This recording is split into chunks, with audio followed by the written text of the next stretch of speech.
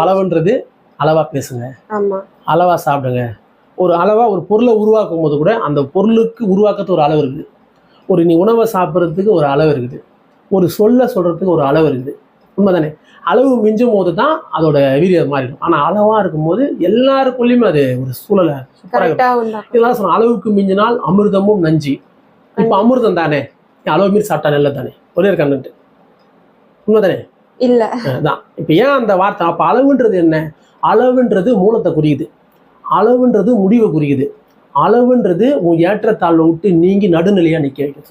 அளவுக்கு ஒரே ஒரு அர்த்தம் நடுநிலைன்னு அர்த்தம். நடுநிலை. ஆமா.